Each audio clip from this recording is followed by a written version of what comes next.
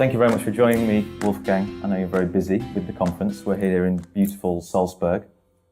First of all, would you like a cup of tea? Yes, please. Yeah. Thank you very much for the invitation. You're very welcome. To discuss with you. Yeah. Thank you.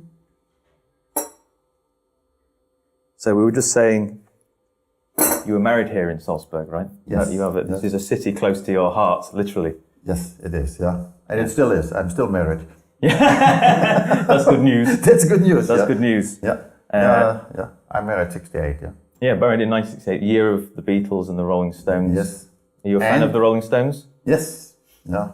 Very much so. And we also protested, like the Rolling Stones. Really? Yeah. Against the establishment. Yeah. So Yeah. forth. That was the age where you protested against the establishment, including your parents. And did that work? Did your... It worked, actually. It changed Europe a little bit. Yeah. We have to say that. Yeah. To the better. Yeah. Because the young generation now is completely different.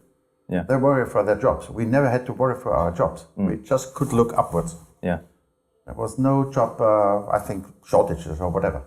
So it was quite a different time. Yeah. But I always enjoyed it, yeah. Yeah. Okay, so we're here in Salzburg, as I said, and we're here for ISC 2014. Can you just tell me a little bit about your history into this conference and bringing it back to Salzburg? Yeah. My history is that I studied chemistry. I studied very early chemistry, analytical chemistry. I'm myself an organic chemist. And I saw the potential of separation science within chemistry. This is how I got that. So I made my PhD in 72. And then I moved to a pharmaceutical department. Yep. And then I got also the impact of separation science and analysis in the pharmaceutical sciences. Right. In an applied way, right? In an applied way. So I always try to bridge the application side and also the theoretical side. Sure. This is how I got in. And as I said before, my first HPLC conference was 1977, here in Salzburg. Year of my birth. Yeah. And that was, I think, the turning point for me. Right. Yeah, I met all the big shots. Yeah. Discussing, debating, and who were the big shots? The big shot was, for instance, Huber, Professor Huber, Kirkland, Hallasch, Guillochon, Jabba Horvath, Giddings. All the big shots were here. Yeah. And that was fascinating for me. And it was also fascinating that they were a human being, as a young one. Well, we're all people. Yeah, they all were people. And then actually, as I told in the opening, then one day during this conference, I met Barry Karg at 2:00 in the morning in the bar. Yeah. Then I approached him whether I could make a postdoc with him. Yeah. And he agreed. Yeah. So, but it was 2 o'clock in the bar, right? It was 2 o'clock in the morning. Yeah. But I had some mentors. Yeah. I'm an entrepreneur myself. Yeah. But I had mentors. One was our late Professor Fry in Amsterdam, and the other one was Göran Schill from Sweden. Yeah. And they just believed in me. Yeah. And that is how I grow. And I'm an entrepreneur myself. Yeah. Yeah, and always kept this. And you've got strong belief in the need for entrepreneurship in science and in Europe, right? Very much so. Very much so. And I tried always to encourage also young people to do that. Yeah. Yeah. So let's go back to the conference and actually engaging young people. And then I applied 4 years ago because I was always in this separation science conferences involved. Yeah. For 30 years now almost. Yeah. Yeah, more than 30 years. And then I thought probably I'd apply to get this conference back to Austria, back to maybe not only to Austria, back to Salzburg. And then I applied 4 years ago in Valencia. Then we got that. And then I tried to set up a team, also with co-chairs involving younger colleagues. Yeah. For instance, Michael Lemmerhofer. Yep. I think you will probably interview him as well. Yeah, we'll talk to him later. Yeah, and Buchberger. Yep. Michael Lemmerhofer is co-worker with me, I think, for the last 20 years, something like that. Okay. Yeah. So I have great hopes on him. Yeah. And he will do his job very well. Yeah. Very well organized. And then we started to make that and to bring that. And then I also had good experience with this Congress organization team from Innsbruck, because I organized HPLC 95 in Innsbruck. And since then, I'm friend with them. I use the same team. Yeah, and I still use the same team. So we know how to get along, how to organize something. And I know these people also from the conference center here. Yeah. So we have actually 3 centers and we all work together. I think that the success is only a matter of how you get along with people, how you can arrange it. Of course, they need to be professional, and they are professionals. Yeah. And so, talking about success, certainly from my point of view, the conference, we're sort of, I guess, getting towards the end of it now. It has been very successful, no doubt about that. And there's been some very inspiring talks along the way. Can you tell me a little bit about, some of the most exciting things that you've seen during the conference so far? Yeah, my idea was, we are 3 German, but of course I'm the senior German, so to say, the honorary German, but honorary German means that I have the honor to work. And my idea was also to bring people together which have technology impact, also now on the application side. Where are the needs? Right. And therefore I invited people which have these key people, which could actually teach us where it gets actually this technology to do that. And there were, Jeremy Nicholson was one of those, Jörg Varga, maybe also Christoph Gerner was there. Right. Where they have the cell banking, etc. So early onset of cancer, how can we diagnose that? Yeah. Really correctly? Because there's a lot of I think, wrong data out in the public. Well, there's a lot of data. There's a lot of data, and the validation of this data is the most critical point. Right. And this is one other point that, as I said before, validation of data. Yeah, well, I've been in a couple of talks where you've questioned the speaker about, how did you validate that technique or process? And that's so important because we believe in data, but if they are not valid, there's no meaning behind. Exactly. Yeah. There's no meaning, but most of our people believe in data without education. Yeah. So therefore, we have a great responsibility to have the right data. Right. Think about having a diagnosis, a cancer diagnosis, which is positively, wrongly positively. Yeah. What disaster, and negatively is the same thing. Yeah. We need to have real data. Yeah, exactly. So therefore, we are creating within our science data, separation science data, and now they have to have the implication in the application. And I think part of that is connecting, some of the people that have been in the field for a long time with the young people that are coming through, right? Which is why conferences like ISC are very important. Yeah, that means the networking. Yeah. Bringing these people from different areas together. Yeah. And as I said, success of a field is actually if you can work on the interface. Yeah. That means there's a great responsibility also for the analytic science that they understand the question of the other fellows, so to say. So that you have an idea what is actually the analytic question.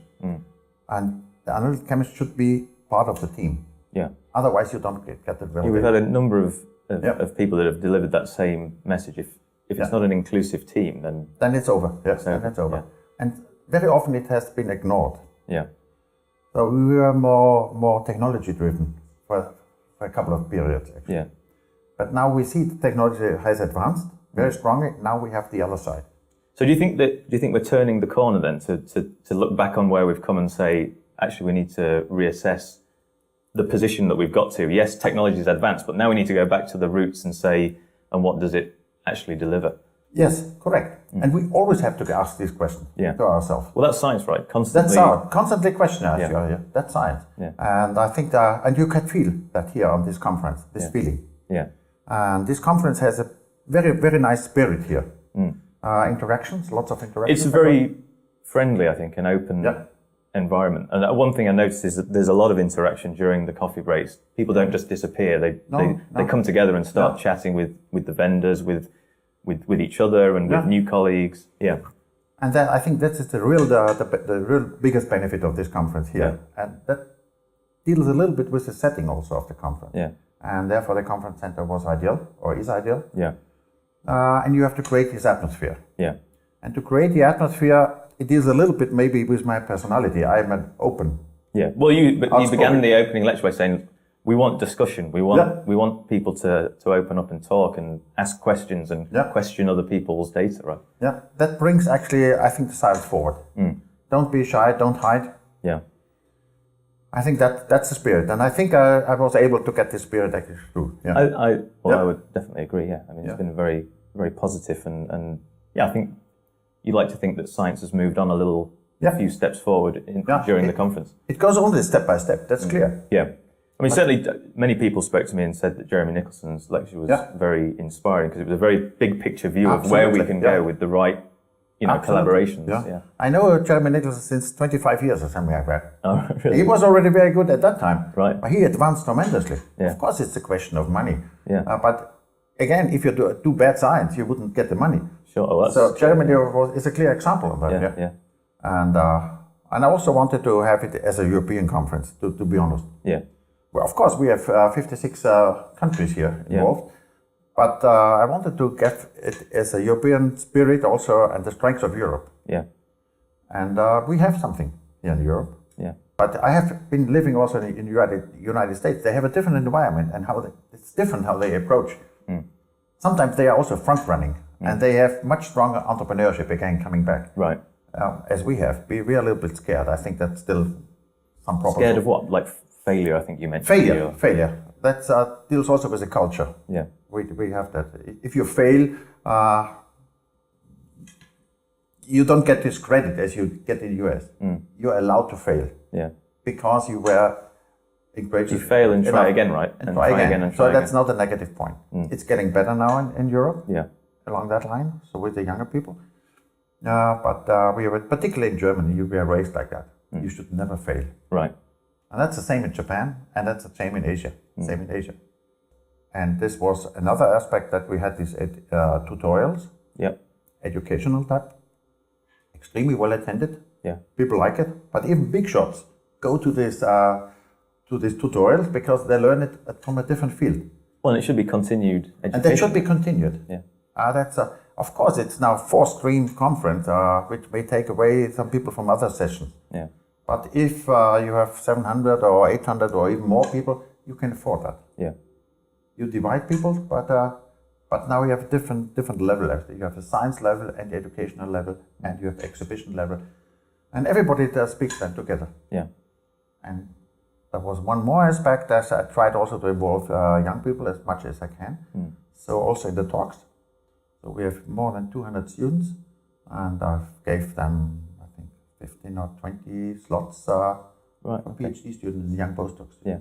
So that's the future. Yeah. Well, that was going to be my final question. How do you see things developing over the next, 5 years? Are we moving in the right direction now, or do we need to do a little more in certain areas? Yeah, we were moving in the right direction. Of course, there's a direction. This is one that we are going in the bioanalysis area. The next generation of drugs or medications are these biotype of drugs. Sure. And this needs a new set, actually, I think, of analysis technologies. And also understanding the questions. Yeah. So we have to teach the analytical chemist also to understand these questions. This is what I mean, working on the interface or working in a team.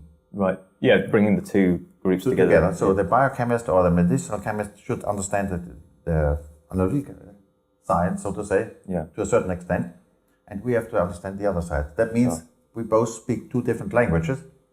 What is the common language? Right. So that's not so easy, but I think that's the future, Yeah. and that's also the challenges of the future. To go along that. I'm not afraid of the future. No. Not at all of the future. Also of separation science. Of course, we get miniaturization, etc. But I'm not afraid of that. It's not. People say sometimes it's mature and there's nothing to. Well, that's also evolving, right? There's it's evolution at every stage. Yeah. We have now the cell phones, and we are using sooner or later also our diagnostic or separation science to analyze data on the cell phone. Yeah. What to do with that? You will believe them, but how valid are they? Yeah. Again, that's always the question, right? That's always the question. Validation. Or can you cheat these data, or can you manipulate these data, and so forth? Yeah. Only the validation is extremely critical, and this is something to be taught also to the people. Young people believe what is written. Young people believe what's it Wikipedia. Yeah. Questionize it. Yeah. And that's always ask questions. Yeah, always ask questions and questionize whether that's really true. So, and this is how you develop actually a PhD and so forth. Questionize it, and this is why I would like to encourage also people to discuss in a conference. Yeah, like this. Questions, because that turns on your brain, and also to rethink. Sometimes you get new ideas also by just listening and asking these points. So that's my idea, and I think it's not over. I think it's a bright future for the young people. Yeah. Well, we hope so. yes. So they should not be scared, because very often I find some negative or pessimistic, I think, view of those. But you think there is a bright light? There is a bright light. Maybe at the end of the tunnel. But how long is the tunnel? We don't know. That's a question. Yeah. We are miniaturizing the tunnels. Yeah, that's true. Yeah. So. Well, thank you very much for joining me, Wolfgang. It's been an absolute pleasure. I hope the rest of the conference goes as well as the beginning. And no doubt we can catch up a little bit later, maybe for a beer at the party. Yeah. I think that's not finished, the conference. Now, today we have the party, and this is dancing and so forth.